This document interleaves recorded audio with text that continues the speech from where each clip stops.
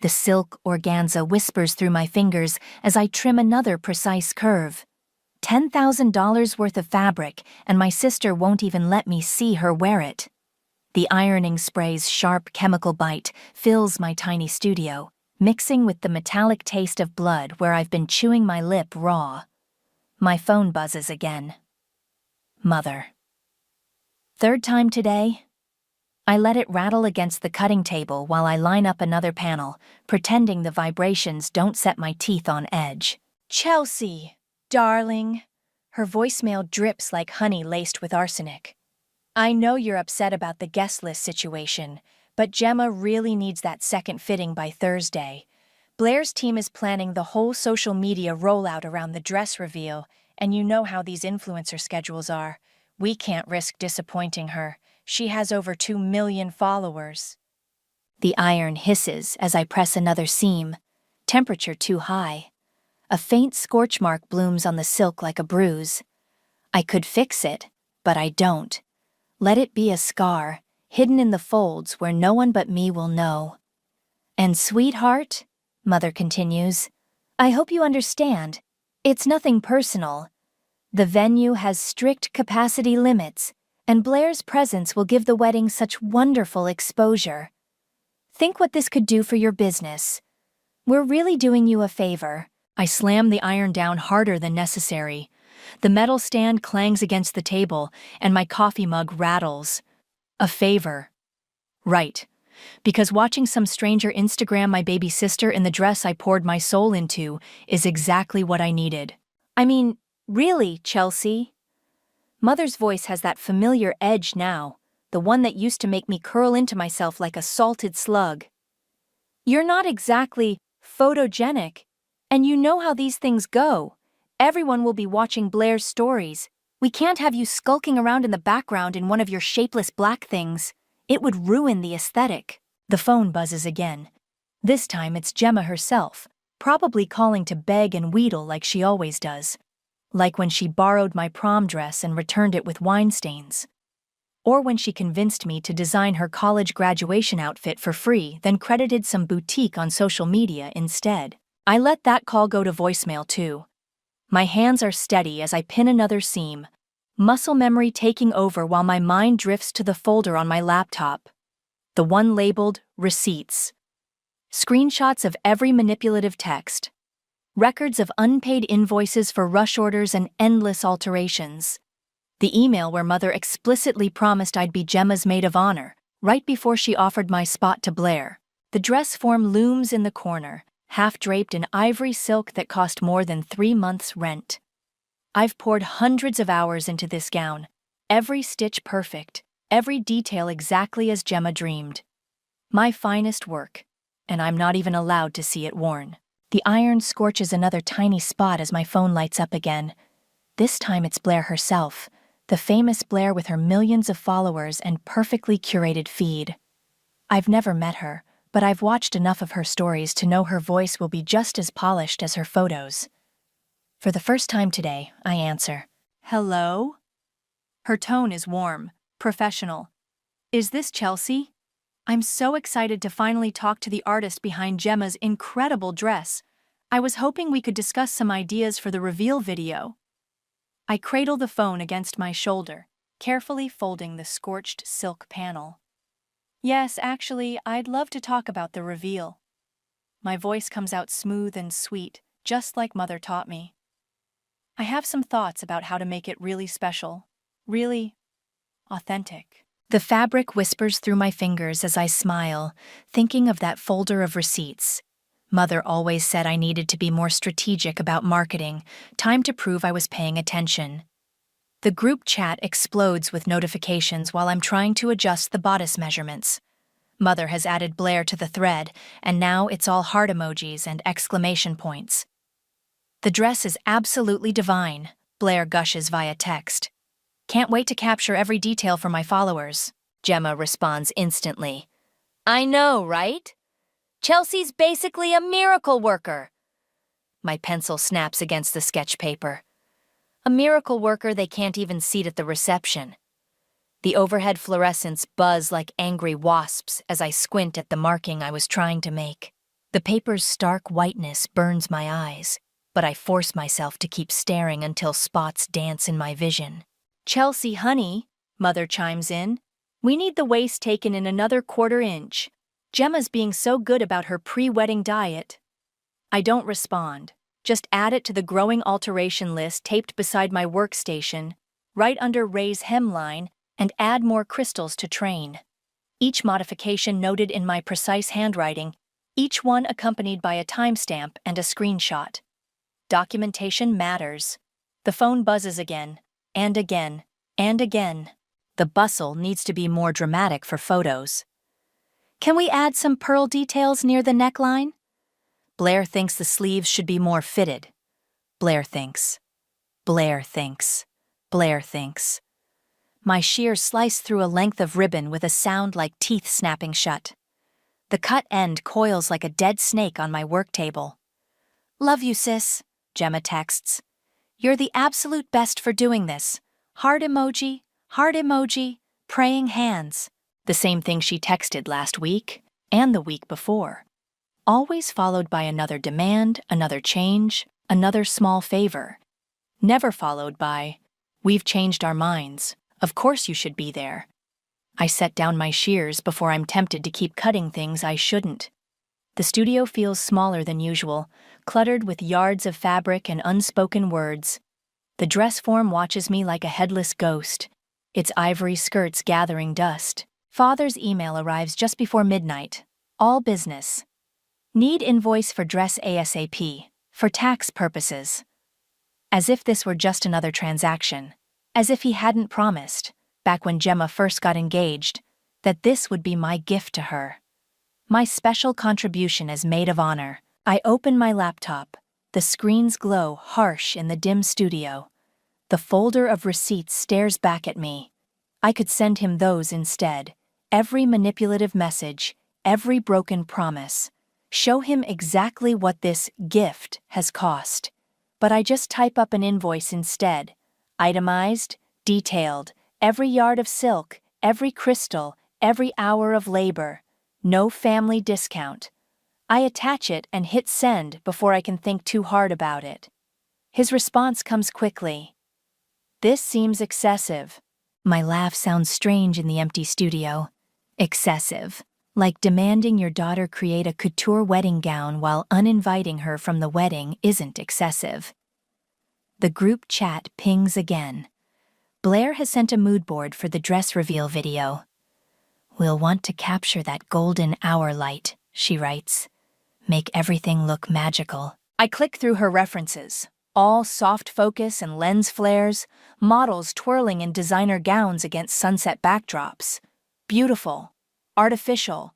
Perfect for Mother's carefully curated version of our family. "Whatever you think is best," I reply, and watch the hearts and thumbs up emojis flood the chat. My phone lights up with a private message from Blair. "Hey, can we grab coffee tomorrow? I'd love to discuss the video concept in detail." I look at the dress form again, at all the tiny imperfections only I can see. The scorched silk, the slightly uneven seam, the places where the needle slipped because my hands were shaking with anger. "Absolutely," I text back. "I have so many ideas to share." The fluorescents flicker as I start packing up for the night. Tomorrow's coffee with Blair will be illuminating for everyone. The coffee shop's Edison bulbs cast a warm glow that doesn't reach the ice in my veins. I'm early, of course. Mother's voice echoes in my head. A lady is never late, and a seamstress can't afford to be. Just a seamstress. I pull up the text again. Though I've read it so many times, the words have burned themselves into my retinas. Mother to Gemma, not meant for my eyes. "Don't worry about Chelsea's feelings, darling. She's just a seamstress. This exposure from Blair will be payment enough." The barista calls out another order. Not mine. I've been staring at my untouched Americano for 20 minutes, watching the crema dissolve like my last shred of familial loyalty. My phone buzzes. Blair. "Running 5 min late. Traffic is insane." I text back a breezy, "No worries," while opening my carefully curated folder. The screenshots are organized by date, each one a perfect little dagger. Mother's casual cruelty, Gemma's entitled demands, father's cold calculations. A new message from Gemma pops up. Did you fix the bodice yet? Blair's team needs photos by tomorrow. Blair's team, Blair's schedule, Blair's vision. The coffee turns bitter in my mouth as I swallow. The bell above the door chimes and Blair sweeps in, all glossy hair and calculated casualness in her just-grabbed coffee outfit that probably cost more than my monthly rent. Her smile is genuine, though, reaching her eyes in a way it doesn't always do in her posts. Chelsea, I'm so sorry I'm late. She slides into the seat across from me, setting down an oat milk latte. Your work is absolutely incredible, by the way. I was up half the night looking at your portfolio. Thank you. I keep my voice neutral, professional. I saw your mood board for the reveal. Very curated. Right? She leans forward, eyes bright. I'm thinking we do something really special. Not just another wedding dress reveal. Those are so overdone. I want to tell a story. My fingers twitch toward my phone. I have some thoughts about the story we could tell. Perfect. I love collaborating with actual artists. So many people just want the exposure, you know? I do know. My thumb hovers over the screenshot folder. It's interesting you mention exposure. I've been thinking a lot about authenticity lately, about showing the real story behind perfect moments. Blair's perfectly shaped eyebrows lift slightly. She's sharper than her feed suggests. Go on. I have some behind-the-scenes content that might interest you. I slide my phone across the table, open to Mother's Just a Seamstress text. About family and value and what we owe each other. Blair reads silently, her manicured nail tapping once against the screen. Then she looks up at me, really looks, and I see the moment she gets it. Show me more. I start scrolling. The email about my invitation being revoked. The group chat where they discuss me like a vendor rather than family. The invoice father called excessive. With each swipe, Blair's expression grows more focused. They don't know you're showing me this, she says. It's not a question. They don't know a lot of things. I take my phone back, fingers steady now. Like how many people might be interested in the real story behind their perfect wedding? The talented sister, uninvited, but still expected to create their centerpiece.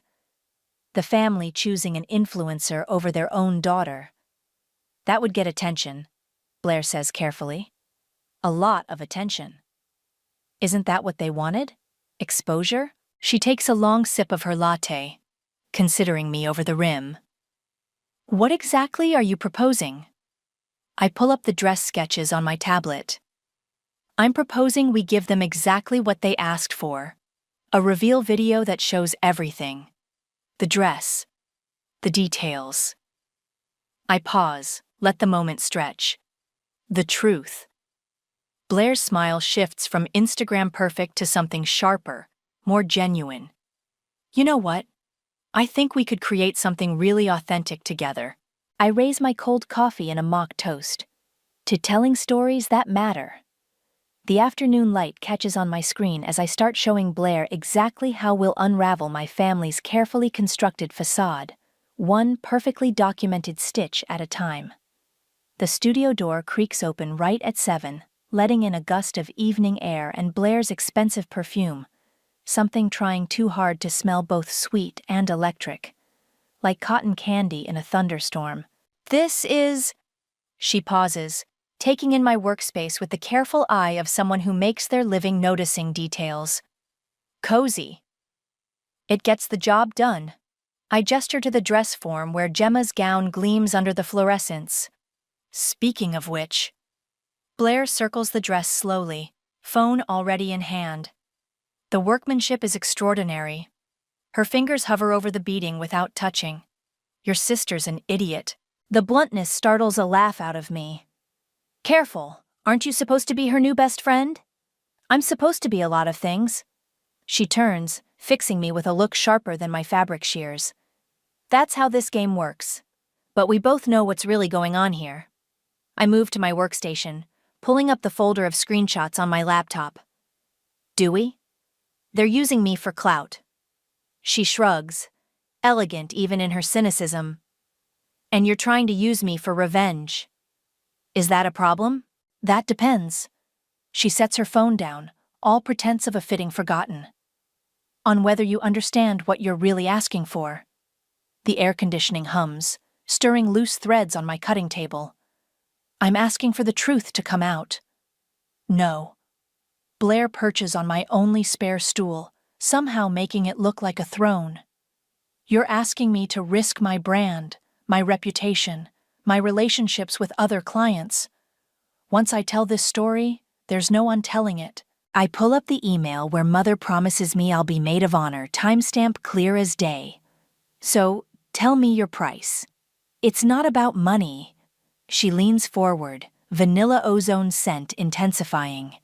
It's about making sure this story is worth the risk. Show me everything. For the next hour, I do. Every screenshot, every email, every voicemail transcription. Blair absorbs it all with the focus of a surgeon studying X-rays, occasionally asking for clarification or context. The dress alterations alone would cost thousands, she murmurs, scrolling through my meticulous records. And they're not paying you anything? It's my gift, I say, the words ashen in my mouth. According to my father. And uninviting you was their gift back? Her lip curls slightly. Charming family. They think the exposure will be payment enough. I try to keep the bitterness from my voice. Fail. Blair sets down her phone, considering me. You know, most of my content is aspirational. Perfect moments, perfect products, perfect lives. People follow me to escape reality, not confront it. And this? She gestures at my documentation. This is real. Raw. The kind of story that could either destroy my carefully curated image or transform it into something more powerful. I feel the shift in the air, like the moment before scissors bite into silk. Which will it be? She stands, moving back to the dress. Her fingers trace the scorched seam I never fixed, so subtle only a trained eye would notice. You did this on purpose. It's not a question, but I answer anyway. Yes. There are other marks too, aren't there? Little flaws they'll never notice until it's too late. Nothing that shows in photos. A smile curves her lips, genuine this time. You're more calculating than they realize. I learned from the best. I close my laptop, the screen's glow fading. Mother always said presentation is everything. Blair picks up her phone again, but doesn't unlock it. If we do this, we do it my way. Clean, clinical, devastating. No room for them to spin it as family drama or creative differences. Agreed. And you have to trust my timing, my platform, my rules. I nod, watching her slip back into her public persona like putting on a coat. One more thing, she adds, hand on the doorknob. When this hits, it's going to hurt them, all of them. Are you ready for that? The dress form's shadow stretches across my floor, distorted and strange. They're the ones who taught me that everything has a price. Blair's answering smile is sharp as needles. Then let's make sure they pay it in full. Blair's first post is subtle, just her manicured hand trailing over the dress's beadwork, caption reading, "Sometimes the most beautiful things hide the darkest stories." Wedding drama. Behind the seams. My phone explodes within minutes. Chelsea! Mother's voice hits a pitch that could shatter crystal. What have you been telling Blair? Call me immediately! I let it go to voicemail, watching the comment count climb under Blair's post. She's good at this, dropping breadcrumbs that look accidental, responding to comments with carefully crafted vagueness. OMG, what's the tea? Someone asks. Blair. Let's just say not all family bonds are sewn with love, Gemma calls next, her voice wobbling. Chels, people are asking weird questions about the dress. What's going on? You wouldn't... I focus on hemming the veil instead of answering, each stitch precise and permanent. Blair's next post appears during my lunch break. A black and white photo of her looking pensively out my studio window, caption reading, "Sometimes the price of perfection isn't measured in dollars." Wedding industry, share family secrets. Father's email arrives marked urgent. Need to discuss social media strategy. Call ASAP. I archive it without responding and open my messages with Blair instead. They're getting nervous. She sends back a smirking emoji. Good. Just posted a TikTok about wedding industry exploitation without naming names. Watch your mother's blood pressure. Right on cue, Mother calls again. When I don't answer, she texts.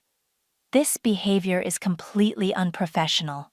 We can still rescind the dress commission. I screenshot that one for Blair, who responds with, "Perfect. Time to turn up the heat."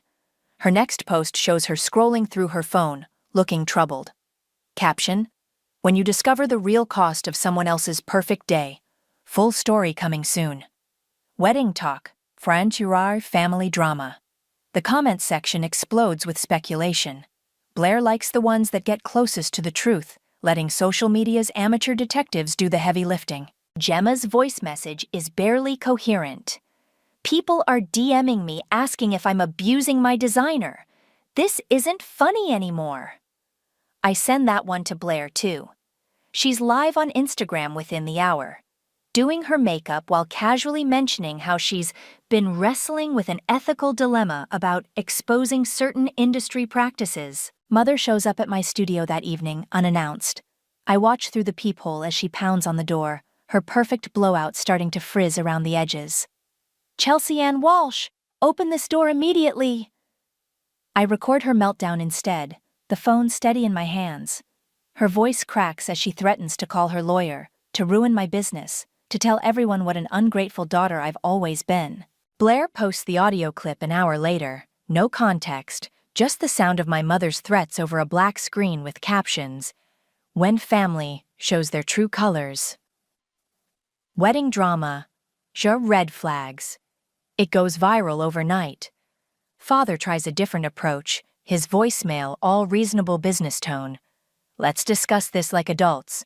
Whatever Blair's offering you, I can match it." I forward that one to Blair too. She turns it into a TikTok transition video, starting with her looking shocked at her phone, cutting to her mouthing, "You can't put a price on integrity," while screenshots of similar messages fade in and out behind her. The wedding is 3 days away when Gemma finally breaks. She shows up at my apartment at midnight, mascara streaking down her face. "Please," she sobs through the door, "please stop this. Blair won't even answer my calls anymore. Everyone's asking questions. Mom can't sleep. Dad's talking about postponing." I record that too, but don't send it to Blair yet. Just save it to my growing collection of evidence, each file named and dated with clinical precision. My phone lights up with a text from Blair. "Ready for tomorrow's finale? I'm thinking live stream, full receipts, maximum impact." Through the door, I can still hear Gemma crying. The sound should make me feel something, guilt, maybe, or satisfaction. Instead, I feel only the cool certainty of justice long delayed. "Ready," I text back. "Let's give them the exposure they wanted." I'm hand-stitching the final crystal onto Gemma's veil when my phone starts vibrating so violently it nearly dances off the table. 15 notifications in 3 minutes, then 30, then 50. The first screenshot comes from Blair. "Check your email now."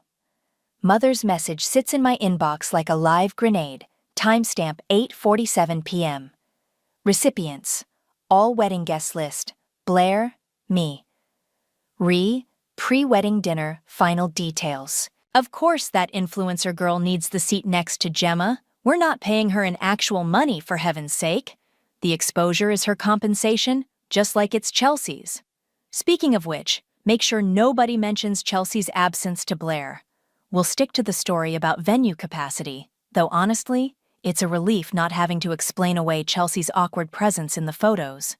Blair's team will give us much better content, and Chelsea's still naive enough to finish the dress for free because of family obligation. Sometimes things just work out perfectly. My hands don't shake as I screenshot it. They haven't shaken once since this started. Blair calls while I'm still reading. "It's everywhere," she says without preamble. "Your mother just accidentally dropped a nuclear bomb on her own rehearsal dinner." I can hear chaos in the background, raised voices, shattering glass, someone crying. "You're there? Front row seat to the implosion. Your father's threatening lawsuits. Gemma's locked herself in the bathroom, and about 6 different guests are live tweeting the whole thing." My laptop pings with another email, this one from Duncan, the family lawyer. "Cease and desist all social media activity immediately. Meeting tomorrow, 9 a.m. I forward it to Blair, who laughs darkly. "Bit late for that. Your mother's email is already trending. Now our wedding gate." I pull up Twitter and watch the hashtag explode in real time. Screenshots of mother's email multiply like bacteria in a petri dish. Wedding industry accounts are sharing it with commentary about exploitation. Influencer drama accounts are having a field day. Even some minor celebrities are weighing in. "The venue manager just kicked everyone out," Blair reports, her voice dropping to a whisper. "Your father tried to confiscate phones, but there are 200 guests. That ship has sailed." Another call beeps in, Gemma. I decline it and check Instagram instead. The story is spreading there too, with people digging up Blair's cryptic posts from the past week and connecting dots with frightening accuracy. "Someone found your portfolio website," Blair says. "They're calculating the value of the dress based on your other pieces. The numbers they're throwing around. Your mother's free comment isn't playing well." My phone buzzes with a text from father. "Fix this. Now." Then mother. "How dare you orchestrate this public humiliation?" Then Gemma. "My wedding is ruined." Blair's still on the line, her breath quick with excitement. "Your mother just tried to grab my phone. Said something about social media clauses and confidentiality agreements. I got it all on video." "Post it," I say, surprising myself with how calm I sound. "You sure? This is already nuclear. That video would be the fallout." Through the phone, I hear mother's voice rising hysterically. "That ungrateful little seamstress planned this whole thing." "Post it," I repeat, firmer this time. "Post everything." I can hear Blair's smile. "Already uploading. By the way, 3 bridal magazines just slid into my DMs asking for exclusive interviews. Apparently, wedding industry exploitation is very hot right now." My laptop pings again. Another email from Duncan, this one marked urgent. "Potential legal exposure reaching critical levels. Strongly advise all parties cease communication immediately." I forward that one to Blair too, who cackles. "Too late by about 3 million views. Oh wait, your mother's trying to make a statement. Hold on, let me get this." I mute my phone and turn to the dress form where Gemma's gown hangs, pristine and poisonous. Each crystal catches the light like a tiny knife. Each stitch holds a story they never thought I'd tell. My phone screen lights up with another call from father. Through the window, I can see news vans pulling up outside my studio. Twitter's still exploding, Instagram's on fire, TikTok is having a feast. I reach for my fabric shears, their weight familiar and cold in my hand. Time to start unpicking some stitches. Blair's exposé drops at exactly midnight, the notification lighting up my dark studio like a flare. The video opens with her signature intro music, but cuts abruptly to silence as she stares directly into the camera. "Today, I'm not selling you a fantasy," she begins. "I'm showing you the reality behind one family's perfect wedding facade." My name trends within minutes. The dress sketches I'd shared with Blair fill screens worldwide, juxtaposed against mother's toxic messages. The estimated value of my work scrolls beneath each image like a stock ticker of betrayal. "Holy shit," Blair texts. 2 million views in 20 minutes. Your sister's wedding is officially a hashtag. My phone vibrates with another incoming call from Gemma. This time, I answer. "How could you?" Her voice cracks like thin ice. "My wedding is tomorrow, was tomorrow, and now everyone knows us as the family who exploited their own daughter." "Isn't that exactly what you did?" "I never." She stops, choking on the lie. "I didn't mean..." You meant every word, I say, watching Blair's view count tick higher. Just like mother meant every email. Like father meant every threat. Please. She's crying now, that soft, hiccuping sound that used to make me cave instantly. Please take it down. We can fix this. We can make it right. Make it right? I scroll through the comments flooding Blair's post. Like you made it right when you uninvited me? When you let mother call me just a seamstress behind my back? The silence stretches between us like pulled thread. I'm sorry, she finally whispers. No, I say. You're sorry you got caught. I hang up as Blair's second video drops, this one featuring mother's meltdown at the rehearsal dinner, complete with threats and attempts to confiscate phones. The comments section explodes. The audacity of this family. Justice for the seamstress sister.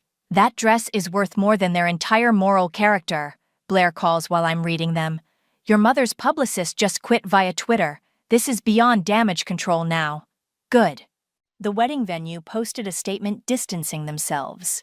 3 bridal magazines want your side of the story, and your website's crashed from traffic. I lean back in my chair, watching the numbers climb. Each view feels like a tiny needle, pricking the balloon of my family's carefully constructed image. Was it worth it? Blair asks, her voice uncharacteristically gentle. Before I can answer, another message from Gemma appears. I never meant to hurt you. You're my sister. I love you. Below it, a photo appears, us as kids, me helping her fix a torn party dress with clumsy stitches and too much glue. My throat tightens, but I force the feeling down. Chelsea? Blair prompts. You still there? Yeah. I close the photo without responding to Gemma. And yes, it was worth it. Good, because page 6 just picked up the story. Your family name is about to become synonymous with wedding industry exploitation. Our name? The one thing mother cared about more than appearances. Now it's being dragged through digital mud, one share at a time. My laptop pings with an email from Duncan. Damage control meeting 8 a.m., non-negotiable. I delete it without reading the rest. Blair's third video goes live as midnight bleeds into early morning. This one's quieter, just screenshots of my initial dress sketches, the promised payment, the gradual erosion of my place in the wedding. The comments are immediate and vicious. Eat the rich. This is why you don't work for family. That dress is couture, and they wanted it for free? The taste of victory sits heavy on my tongue, metallic like blood from biting my cheek too hard. Not sweet, but satisfying in its own sharp way. Thank you, Blair texts. This story, it's changing things, making people think. I look at the dress form one last time, at all its hidden flaws and careful imperfections, at the way it catches moonlight like a ghost of what could have been. No, I text back. Thank you for helping me tell it. The morning light streams through my studio windows, catching dust motes and possibilities in its beam. My new client, Mira, stands on the fitting platform, her eyes bright as she watches me pin the preliminary draping. I still can't believe you had an opening, she says, holding still as I adjust the muslin. After everything that happened, well, your waitlist must be insane. I smile, pins held carefully between my lips. She's not wrong. My inbox has been flooded since the scandal broke, but something about her inquiries stood out. Maybe it was the way she addressed me as Ms. Walsh Couture Designer, instead of just using my first name, or how she included her budget up front, with no hints about exposure or family discounts. The timing worked out, I say simply, stepping back to check the drape of the fabric. My phone buzzes on the workbench, probably another interview request or legal notice. I haven't heard from my family since Duncan's last stern email about mitigating public relations damage. Their silence feels like freedom. I saw the dress you made, Mira says carefully. The wedding dress? In Blair's videos? It was extraordinary. Thank you. I adjust a seam, remembering how that other dress hung, beautiful and poisonous, in this same space. This one will be better. Because you're being paid properly? Because I'm choosing to make it. She nods, understanding. The air in the studio feels cleaner somehow, scented with fresh cotton and steam from the iron, rather than the cloying mix of obligation and resentment that used to hang here. My new business cards arrived this morning, simple white cardstock with raised black letters, Chelsea Walsh, couture designer. Not just a seamstress. Never again just anything. Can I ask you something? Mira shifts slightly as I mark a hemline. How did you find the courage to stand up to them? The question catches me off guard, making my hands pause mid-pin. I got tired of swallowing their threads, I finally say. Of choking on everything they expected me to accept. My laptop dings with an email notification. Another wedding magazine wanting comment on the industry-shaking exposé. I'll delete it later, like I deleted the messages from Mother's Society friends, the passive-aggressive notes from Gemma's bridesmaids, the demands from Father's business associates. Blair's latest post included a link to my new website and a simple caption: Support actual artists. The commission started rolling in immediately. I think that's all for today's fitting, I tell Mira, helping her down from the platform. I'll have the first muslin ready next week. After she leaves, I sit at my workbench and trace my fingers over my new labels. Cream-colored silk with my name embroidered in charcoal thread. Professional. Permanent. Mine. My phone lights up with a text from Blair. Guess who just got offered a documentary deal about wedding industry ethics? We should talk. I smile but don't respond immediately. Instead, I turn to the dress I'm creating for Mira, its bones already visible in the careful draping. My sewing machine hums to life, the sound steady and sure as a heartbeat. Each stitch feels like writing my own story, one seam at a time. The late afternoon sun catches on my scissors as I cut a new length of silk. No scorched edges this time. No hidden flaws or subtle acts of rebellion. Just clean lines and honest craft, priced at exactly what it's worth. I pick up one of my labels and position it carefully in the lining. The needle rises and falls, securing my name in perfect stitches. Outside, I can hear the city moving, changing, continuing. Inside, the studio feels like a space reborn, no longer haunted by family obligations or swallowed words. My phone buzzes again. Gemma, for the first time in weeks. I miss you. I let it sit unanswered while I keep sewing, the machine's rhythm drowning out everything else. The weight in my chest isn't gone completely, might never be, but it's lighter now. Bearable. Almost like freedom. I finish attaching the label and hold the fabric up to the light, examining my work. The stitches are straight and true, each one a tiny declaration. This is who I am. This is what I'm worth. Chelsea Walsh, couture designer. Nothing more needed, nothing less accepted.